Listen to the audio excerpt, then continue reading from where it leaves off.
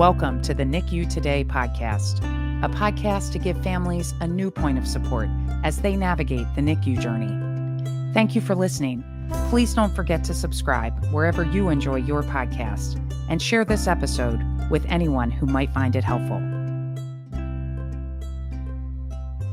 We are back with another episode from NICU Today. Our guest today is Heather Johnson. Heather is an executive director at Morgan Stanley, where she has built a 19-year career on the Institutional Equity Electronic Trading Desk.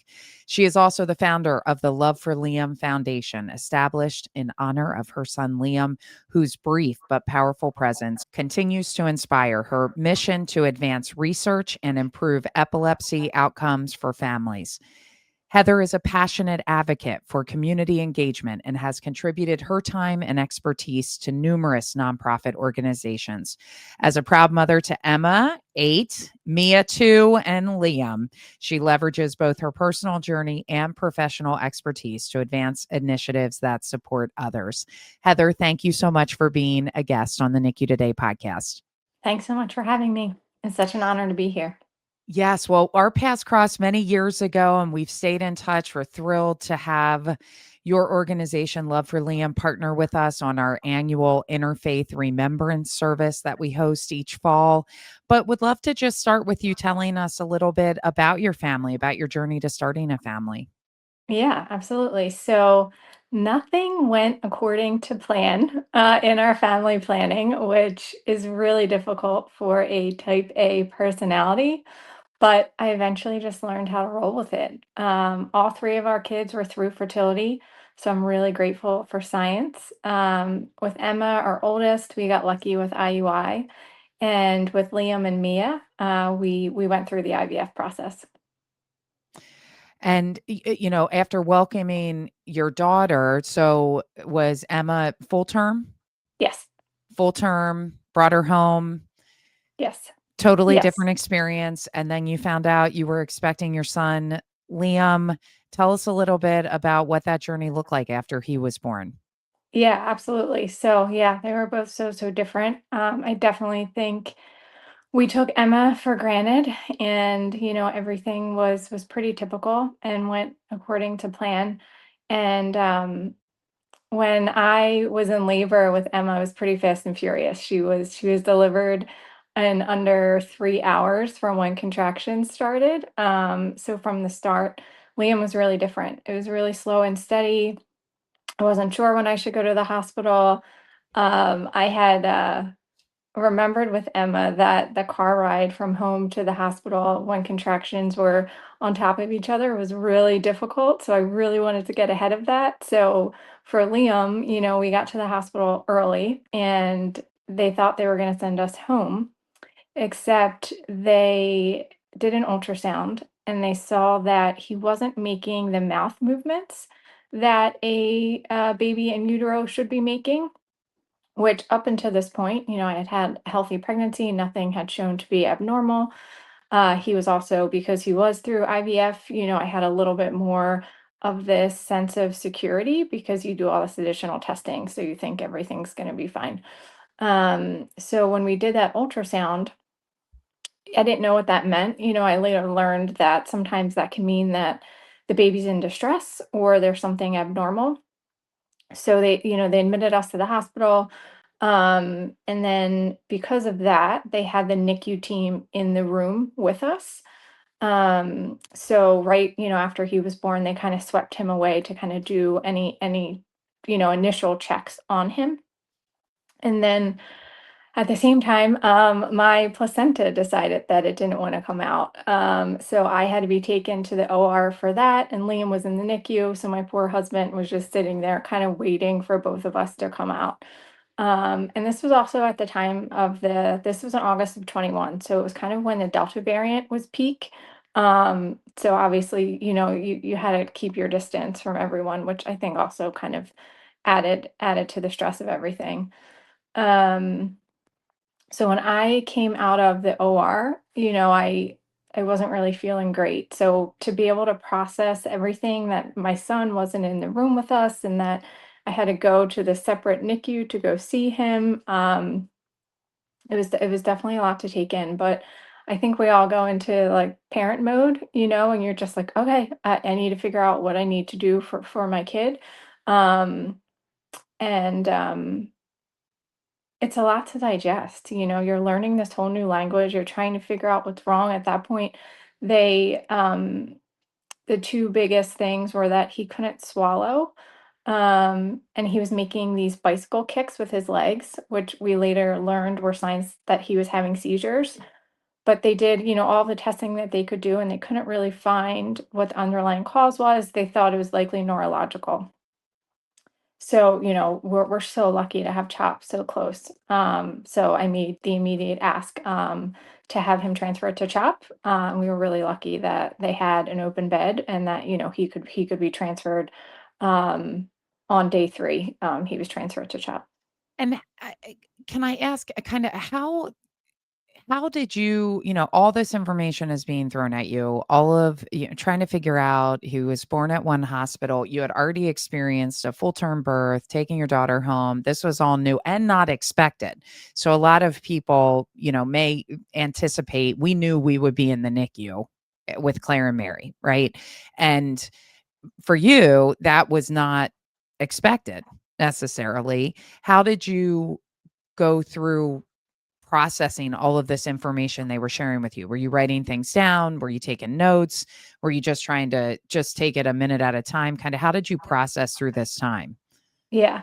So it's exactly that. Yeah, I definitely, I definitely on first I have to acknowledge how hard it is to go home from a hospital without your baby. That was probably the hardest thing.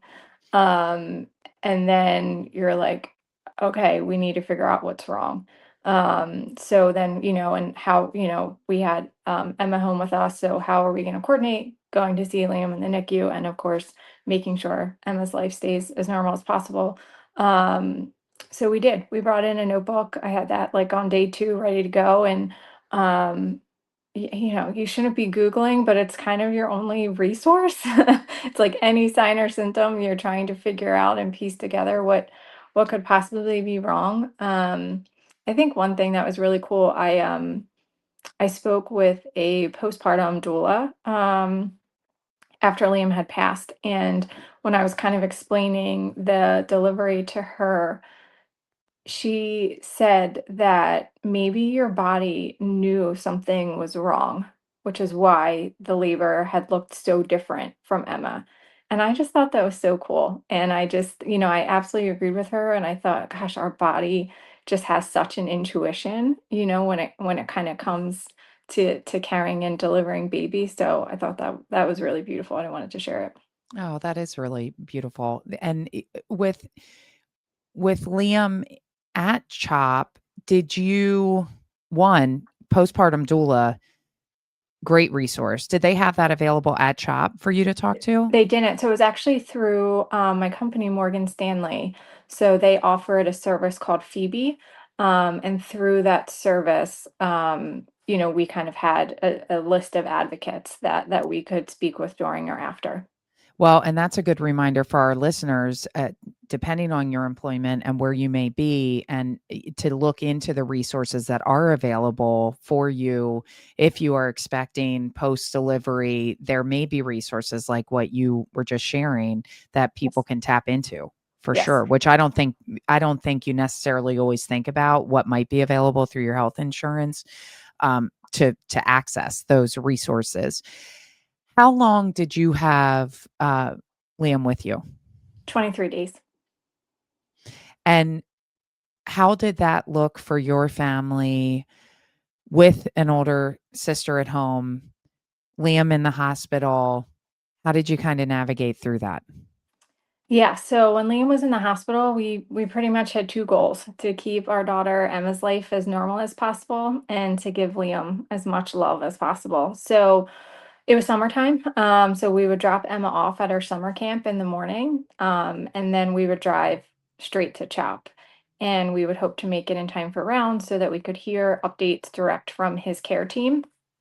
And then also on that drive, we could sense, between my husband and I, who was the stronger one that day, who was in the right mindset that could focus on practicing all the updates from the care team, who could handle all the questions, and then who could make sure that we had the coffee and the water and the bars to sustain us because neither one of us wanted to leave Liam's side.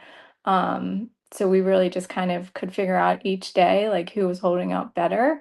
Um, and it was just so nice that we were able to do it together. And then, if Liam had a tough day on the car ride home, we would blast music and we would just reset because we wanted to be present for Emma. So we would kind of just compartmentalize the two, and it really felt like we were living in two different worlds. That would be living in 2 different worlds, and did you share with Emma kind of what was going on at all, or how did you have those conversations with her about her brother? Yeah, so the nice part was she was 3. So and this was her first sibling. So in her mind, it wasn't abnormal to have to go visit the baby in the hospital. So that's kind of just where we left it. Like, oh yeah, mommy had the baby, but she has to go to the hospital. Like this is how we have to, care for him at the hospital. How did the hospital support you at this time? Oh man, you always hear such great things about CHOP. And going and living through it still surpassed our expectations because they truly care about the entire family. So not only was Liam getting the best care, which is so reassuring because, looking back, I don't have a regret that I should have, looked to take him somewhere else because I knew he had the best care team and every specialist across the board came to see us. But it wasn't just for him, they had Child Life who helped us, navigate things with Emma and okay, at a 3-year-old level, how can you explain things? And they had book recommendations and they had, different art projects that you could do with her. And then there was a lactation consultant for me because obviously, I was pumping around the clock and that can be really difficult. So they had that just to make sure that I was cared for in that way. And then they also had a music therapist who actually we got to pick the song that we wanted. And then they recorded the song for us, so we have it. And it is the best memory that we have for Liam. And then in the end, they also had the palliative care team, which I have no idea how someone can do that for a job because you're just seeing people in at their absolute worst moment. It is just so beautiful and how supportive that they are. Um, and even, the nurses we became friends with. I think the hardest part when you no longer have to go to the hospital is like, hey, I want to know how so and so is doing, because you just become you like so part of the day to day. Um, so yeah, the from every aspect, they had it covered, and it was truly amazing. Uh, well, CHOP is incredible and the support that they provide for families. And I think what's so important about what you're sharing, Heather, too, is you may not be at CHOP, our listeners at various hospitals, but if you're going through these difficult times, to ask what resources are available at the hospital. What can I tap into here that can help our family go through this? The memory making, the what team, the palliative care team, what are they going to do? Asking those various questions to the hospital that you're at to see what might be available for your family. And it does just make such a big impact for sure. When you and I have talked about this, we're fellow lost moms. And these are moments that just never leave you for sure. When you look back, is there anything you wish you had known or you reflect back on that you would want to share with someone else who is kind of going through this type of journey? Yeah, so when we were initially in it and it was the hardest parts, you're kind of in survival mode. Um, and I never, you never want yourself to think that it was as severe as it was, right? Like you always just want to be that miracle situation. And that we would get to bring Liam home. So I initially was hesitant to kind of make the memories in the hospital because I was like, I don't want to, remember him when he was this sick or when he was suffering like this. Like when we get home, we're gonna make new memories. And then I quickly realized, like, I don't think we're going home.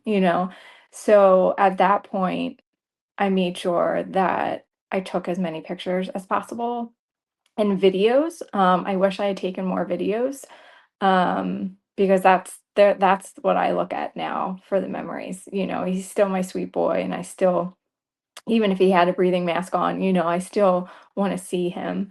And then we did.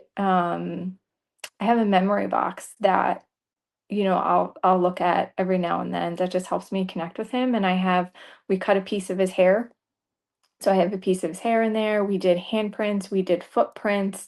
Um, and then with the handprints, we put all of our hands on like a big poster board. So then I actually have one poster board that the handprint of all five of us, that I really love.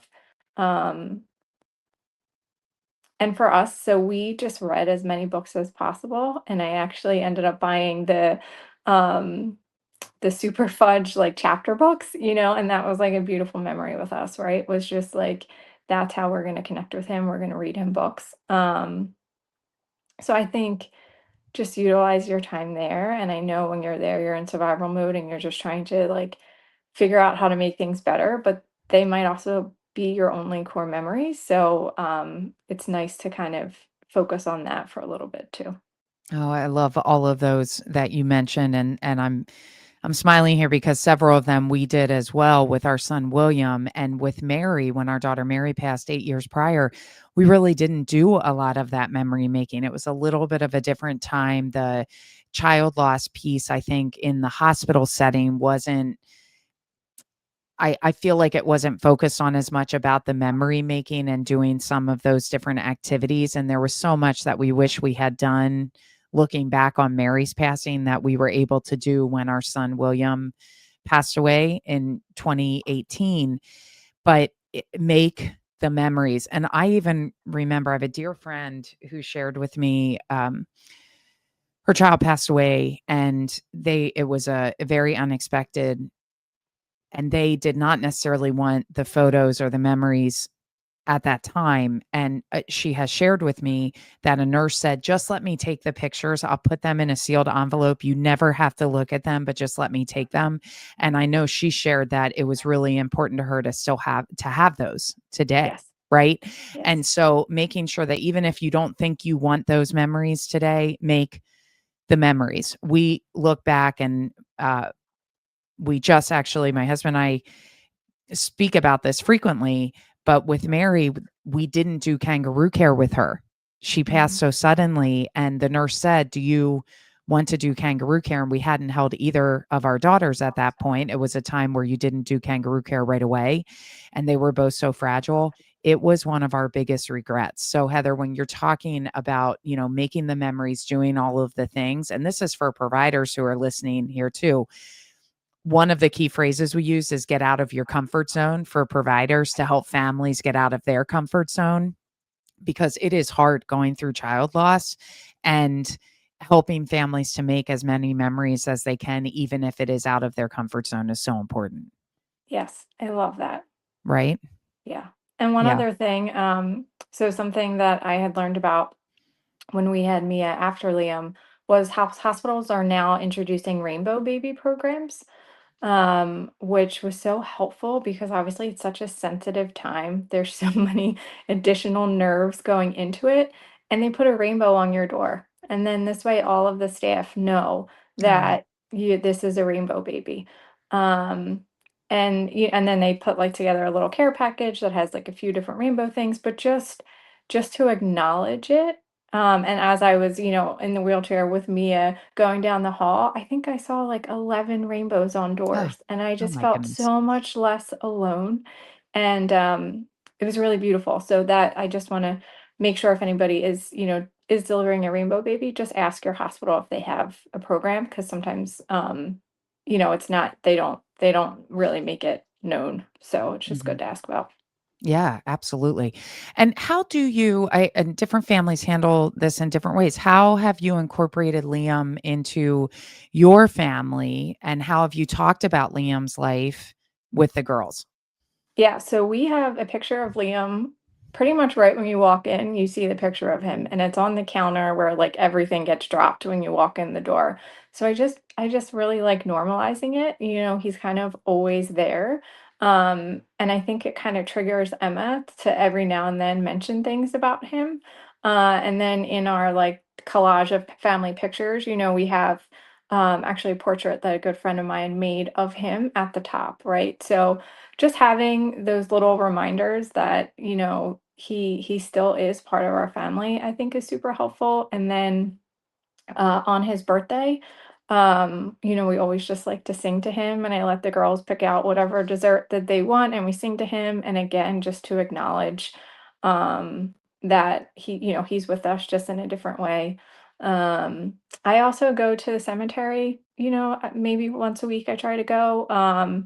For me, you still just have this innate need to take care of them. So for me, I just like to go like check on his area at the cemetery. And we're lucky that our cemetery allows you can kind of decorate and bring little things. So Emma will paint seashells, or she'll paint rocks, or she'll just say, I'm thinking of Liam today. Can I go with you to the cemetery, and can I drop this off? So again, just try to normalize it. And as they get older, then I think we can, start to explain more about epilepsy and what it is. But then obviously the biggest way that we honor him is we have our annual golf outing.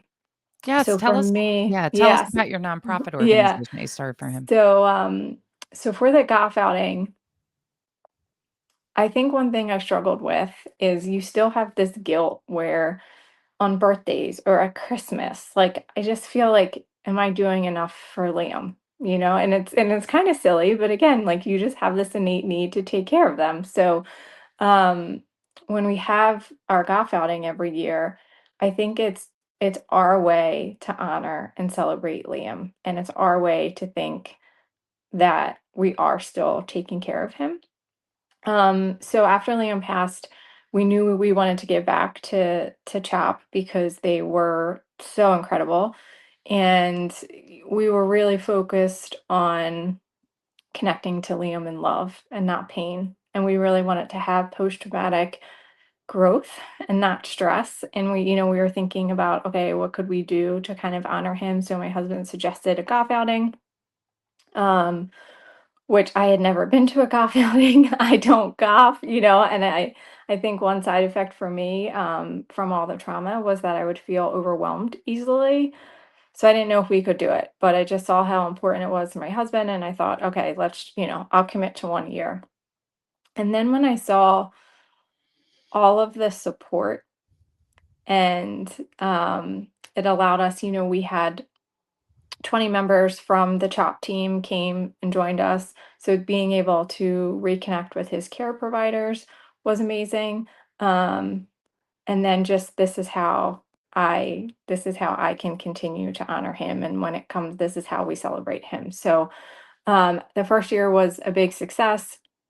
So then we decided, okay, if we want to continue to give back in a meaningful way, we should become a nonprofit so that we have our own 501(c)(3). So we launched the Love for Liam Foundation, and we raise money specifically for the Epilepsy Neurogenetics Initiative at the Children's Hospital of Philadelphia. They launched as a frontier program in 2019, and they've done so well that they've received institutional support from CHAP. So it is a core program now, and they have treated over 7,000 kids with Oh my epilepsy. goodness. And I think a big driver for me, a stat that stood out, was that 60% of epilepsy cases have an unknown cause. And that is such a high percentage. And my goal is to bring that number Mm. down, especially because we now have the technology and the expertise. And technology like sequencing can allow us to identify additional genetic mutations that have not been found yet. And CHOP has done that. And because of this program, 2,000 kids now understand why they have Wow. epilepsy. That's amazing. They have identified 418 new epilepsy gene variations. So, I mean, in just a short amount of time, they've just made such incremental strides. And now, there's so much new gene technology coming out that is super exciting too. So I think we're at the forefront of transformational change, and it's really cool that we're kind of at the beginning. So now we can see this entire growth, and we're part of it, which is really What exciting. what an incredible way to honor Liam and look at the great work that you all are doing. Where can listeners find out more about your organization? Loveforliam.org. Love it. Love it. And again, we are partnering on our Interfaith Remembrance service that Today is a Good Day hosts annually. We're so excited that you all are working with us this year. I did want to ask you a fellow lost mom to lost mom question here. Mhm. So when I talk to families who have experienced child loss, oftentimes I share with them, I say, probably your hardest question that you're going to answer is how many children do you have or how many kids do you have? And it comes frequently and often from people that are just making conversation. The way that you answer that question can evolve over the years. We're nearly 15 years out of Claire and Mary being born and 7 years out from our son, William, being with us for a brief time. And I know Paul's answer, my answer, it's evolved over the years. But I wanted to ask you, Heather, how do you answer that question?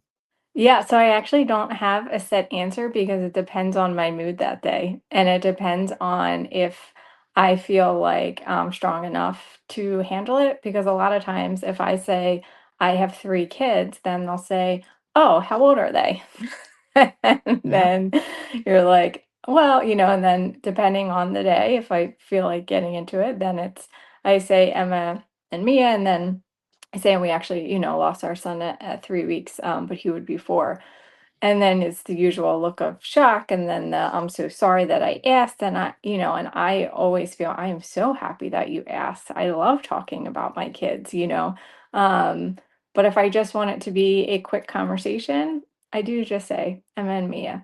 And if I feel like that I, want to go a little bit deeper in that moment, then I include Liam. And that's a really hard one to navigate. I'm It curious, yeah, what is. is your response? Oh, it's so interesting. That's why I wanted to ask you because I do think it's one of the hardest things when I've talked to families who have gone through early they're just navigating through a child loss right now and it's pretty recent. I do warn them. I say this is going to be a tough question to answer. And I still remember after Claire and Mary were born, my husband is in sales and he's talking to people all the time and he'd say, "Well, we have a daughter." And I go, "Why aren't you honoring Mary? Why are you talking about Mary?" And we go back and forth about this. And our answer too has evolved over the years. And I think for me, depending on the situation, if it is a time that it's real quick and it's, going past, I'll say, we have 2 girls at home with us, right? But most often, I say we have 4 children, 2 here with us and 2 keeping watch from above is my Oh, I love answer that. out the door. So then they know we have 2 children who have passed away. We have 2 children who are home with us. And sometimes what I found is it really opens up conversation around sometimes people have gone through a similar situation or they also had a child loss and maybe they haven't talked about it. But also for me, it's very normal to answer in that way. So they say, "Oh, I'm so sorry." I go, "Thank you so much." Yeah. But our girls at home are 14 and 10. And, and the conversation keeps moving forward. But that is most often how Paul and I both answer. Yeah, Mhm. yeah. But it's good to hear from you too. And I think for listeners who may have experienced this, that there's not one right answer. And how you navigate through loss with other living children, there's not one right answer of how you work through that. With our kids, we have a picture of William, we have a picture of Mary out in our living room. We have a little mold that the hospital did for us with William of his feet in the in some plaster, which was to this day, we oftentimes say on a day filled with such sadness, the laughter that I heard from Paul with the nurses trying to do this plaster cast of Yes. William's feet and Paul's hand, and he was Yes. so little, so we also have his little hiney in there too in the little Yes. plaster cast. So those are some of the memories that it's okay to also smile and have some laughter on those very difficult days. And we have one picture of Claire holding her baby brother with the biggest smile that you've possibly ever seen. Mm. Of just pride of being a big sister with him and not wanting to give him back. But, we've been through tough times, my friend, Yes. and And we we're keep moving stronger, forward. and we're stronger because of it. We And keep I moving always just forward. say that, Liam's connected me with so many beautiful people, with a whole new world of epilepsy and rare disease and the child loss community. And this connection kind of reminds you in the normal busy to cultivate more compassion and empathy. And it has really forced us to lead with kindness and to ensure that we always have empathy for others because everyone's going through such hard things. Everyone. We always say everyone has hills and valleys in life. They just all look a little bit different, for Yeah. sure. So, Yeah. last question I have for you today. How are Emma and Mia doing? Oh, just amazing. I think that's the other thing. I don't take an ounce for granted. Every milestone, every celebration, just even the little things and the pure joy. I just feel so much gratitude for it. And Liam, I think sometimes when we just had Emma, right? You're just like, oh, parenthood is so hard, just trying to like juggle everything. And instead of like focusing on the hard, it's like, let's focus on all the joy that all of this brings because it's really amazing. Yeah, I love it. Well, Heather, thank you so much. I know sometimes it can be so difficult to have these conversations. Really appreciate you being here today, sharing about your family story, and just thank you for your time. Yes. Thanks. Thanks for having me. Thank you for tuning in to the NICU Today podcast, brought to you by Today is a Good Day. Learn more at todayisagoodday.org.